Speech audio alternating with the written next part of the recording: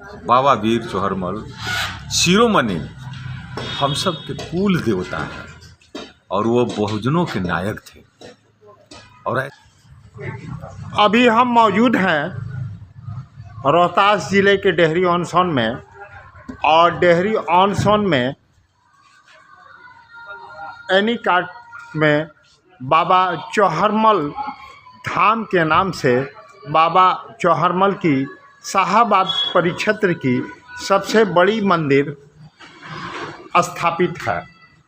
और 4 अप्रैल को बाबा चौहरमल जी की जयंती मनाई जा रही है। और इस जयंती को लेकर के यहाँ पर जो है दुसाध जागृति एवं सांस्कृतिक चेतना मंच भव्य तैयारी कर रहा है। और देवता जो बहुजनों के नायक थे बाबा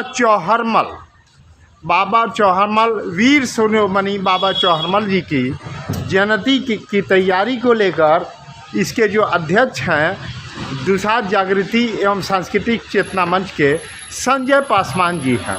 और संजय पासवान जी इस मंदिर प्रांगण में जुटे हुए हैं और उनके साथ में संस्था के लोग भी हैं।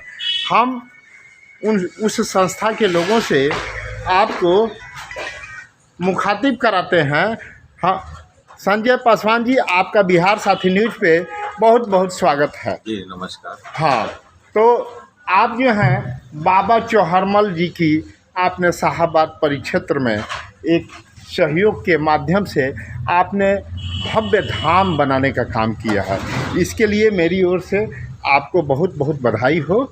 और शमशेर भाई जी, आपको भी बहुत बहुत धन्यवाद। हाँ, आपके प्रेस को भी थोड़ा सा संजय भाई सपोर्ट कीजिए, तेज बोलिए आप। हाँ।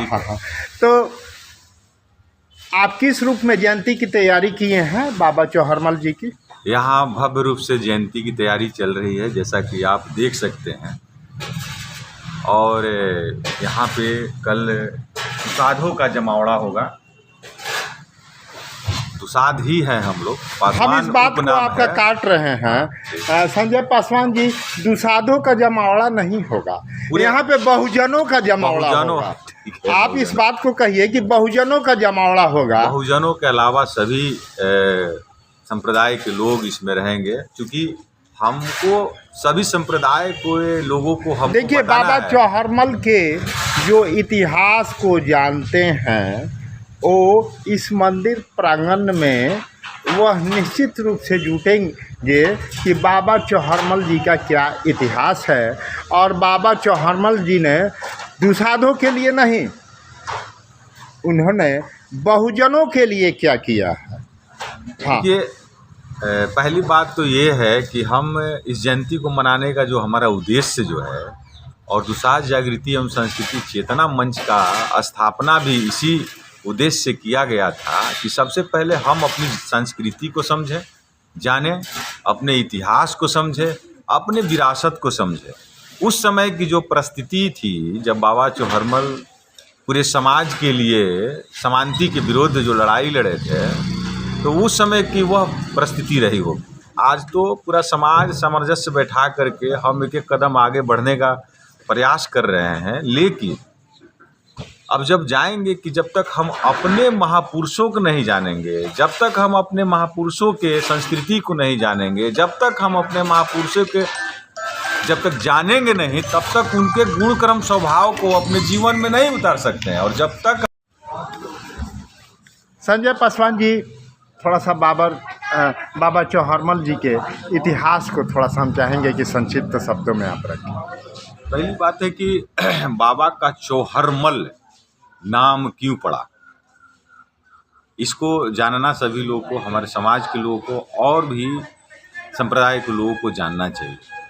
उनका 84 एकड़ में उनका एरिया था, जो शेर पे बैठ के वो जाते थे। आजकल आदमी कुत्ता पाल रहा है, बकरी पाल रहा है, उस समय बाबा शेर पाले हुए थे।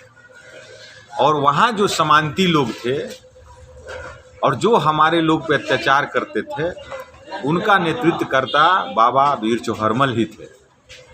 और वो उस एरिया का नेतृत्व करते थे और समाज को जगाने का काम करते थे। वैसे परिस्थिति में जब वो ऐसा स्थिति था जिस समय हमारे समाज के लोगों को शिक्षा से भी वंचित किया गया था, वैसे स्थिति में आकर के समाज को आह्वान किया और जो समांती लोग थे उन लोगों के विरुद्ध लड़ाई लड़ा। और लड़ने की थी क्योंकि वो ऐसे वीर पुरुष थे कि उनको लगभग हजारों हजार लोग अटैक करते थे, लेकिन उन्होंने कभी पीठ दिखाने का काम नहीं किया और लड़ते रहा। लेकिन अंतों में लेकिन उनका ऐतिहासिक संघर्ष जो है सामंतवादियों के साथ हुई। हाँ, सामंतवादियों के साथ थी, लेकिन उन्होंने लोहा मनवाया और पराजित किया उन लोगों को।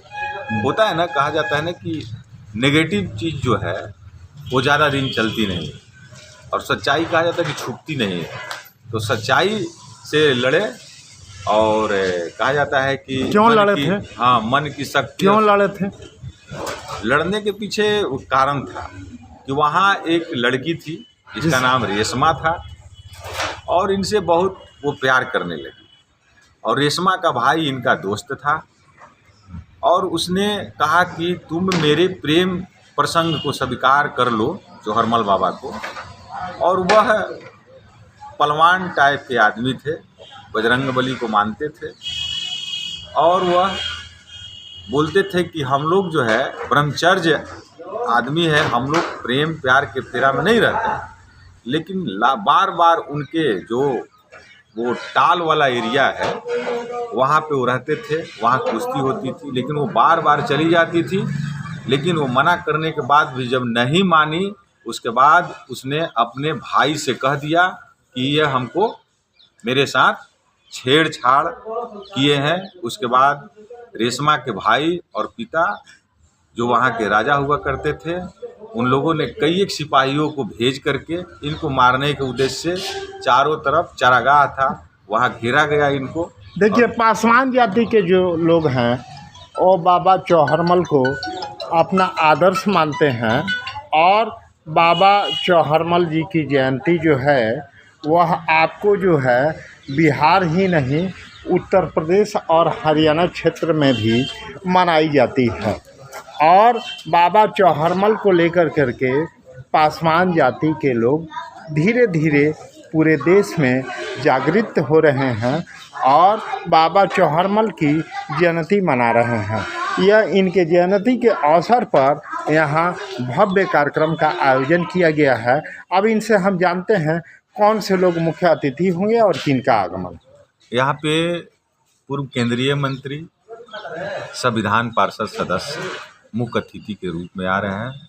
डॉक्टर संजय पासवान जी आ रहे हैं और लोकल जनप्रतिनिधि अनेक हैं जिनको इनवाइट किया गया है। क्योंकि जब तक और भी लोग नहीं आएंगे, दूसरे समाज के लोग नहीं आएंगे, तो हमारे पूर्वज कौन थे, दुसाधों के पूर्वज कौन थे। मैं एक चीज़ बता दूं आपको कि हमारे पूर्वज कौन थे। उन देखिए, पूर्वजों के इतिहास को बताने के लिए संजय पासवान ने सभी जाति और संप्रदाय के लोगों को इस कार्यक्रम में आमंत्रित किया है ताकि वो दुसाध जाति का यानी पासवान जाति का जो इतिहास है उससे अवगत हो सके, उससे लोग प्रभावित हो जब तक हम अपने कुल को नहीं जानेंगे, हम अपने पूर्वजों को नहीं जानेंगे, तब तक हम गर्वान्वित महसूस अपने आप से नहीं कर सकते। मैं आपको बता देना चाहता हूँ कि हमारे पूर्वज राजा राहु थे, वो हमारे ही कुल से थे। गोरैया बाबा थे, हमारे ही कुल से थे। राजा सलेश थे, मकरा माझी थे, ये सब हमारे पूर्वज रहे थे। अब बात आ गई कि भाई आखिर इन लोगों के बारे में लोग जानता क्यों नहीं है। तो मैं इस दुसाध जागृति एवं संस्कृति चेतना मंच का स्थापना इसीलिए किया था कि हमारे लोग अपने पहले पूर्वज को जाने, उनके गुण कर्म स्वभाव को अपने लाए। मैं 3 चीज़ आपको अभी बताना चाहता हूँ और 3 इतिहास के बारे में। एक मान्यतावादी इतिहास है, दूसरा शैक्षणिक इतिहास है और तीसरा उत्खनन इतिहास है। तो हम लोगों का उत्खनन इतिहास से पता चलता है कि मकरा माझी थे, राजा सलेश थे, आपका चौहरमल बाबा थे, इससे पता। और शैक्षणिक इतिहास में जो घालमल की गई है, तो हम लोगों को इतिहास को बंद कर दिया गया है। चूँकि हमारे पूर्वज शिक्षित थे नहीं, तो उन लोगों ने मेरा इतिहास लिखा नहीं, और नहीं लिखने के कारण हमारे जो लोग हैं आज भी वंचित है। जब तक हम अपने इतिहास और संस्कृति को नहीं समझेंगे, अब ये संस्कृति